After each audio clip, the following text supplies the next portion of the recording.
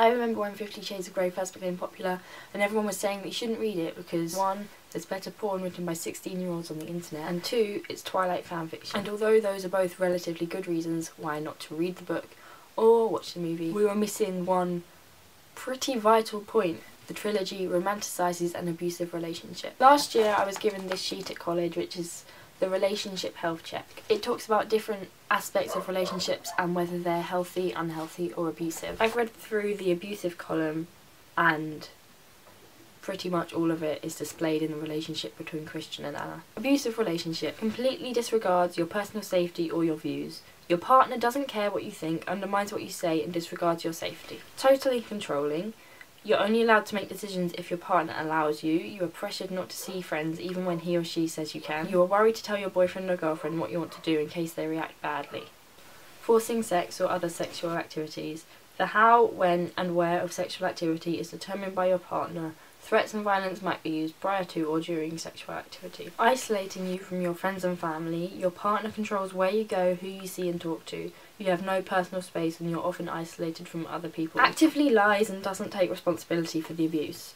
The violent or verbally abusive partner denies or minimises their actions. They try to blame the other for the harm that they're doing. During disagreements there is screaming, swearing or threatening. All these things happen even where there is no argument. Your partner is demeaning or insulting towards you, or will deliberately punish you for arguments by ignoring you. When you look for this behaviour in the books, it is really easy to spot it. When I was on work experience in 2012, everyone in my office was talking about the 50 Shades of Grey trilogy and how far they were in the books and how they were trying stuff at home with their husbands. There were talks at the time about how the books had helped people rekindle their marriage because they were introducing new exciting things into the bedroom. The 50 Shades of Grey books are not a healthy portrayal of BDSM. And if all these people are taking inspiration from the books and now the film and trying stuff out themselves, that's going to lead to a lot of people being in unhealthy relationships. The BDSM mantra is safe, sane, consensual, but the trilogy goes against all 3 of these things. There are numerous times in the book where Anna says no and Christian continues. Because of the imbalance in authority in the relationship, Anna feels pressured into signing the contract. At one point in the book, Anna uses their safe word and Christian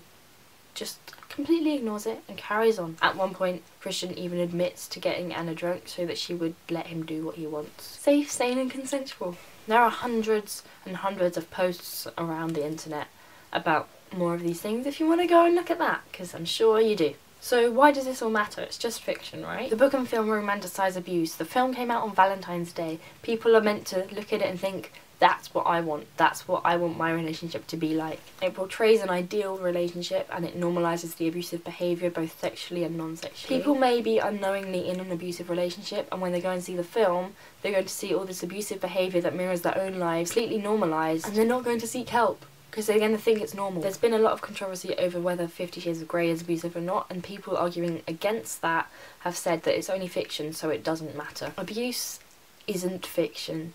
Abuse happens every day in many people's lives. 1 in 4 women in the UK will experience domestic violence in their lifetime, and 2 women a week are killed by their partners or by their ex-partners.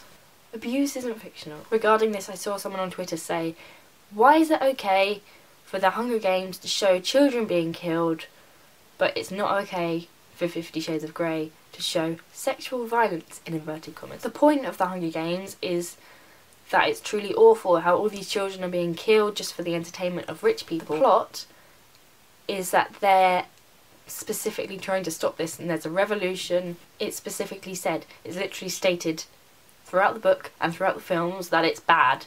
Nowhere in 50 Shades of Grey does it mention abuse at all. It's not even implied that that's what's happening. You just have to read into it for yourself to be able to find that. That's why for so long lots of people didn't notice. The £10 that you spend on a cinema ticket to see the film could be going to a domestic violence charity. They need your money a lot more than people who are willing to romanticise abuse in order to get money. If you're going to see 50 Shades of Grey, please consider what you're doing and where your money's going, because a lot of people suffer with these things every day. And to me it seems almost mocking to pay to watch a film that romanticises that.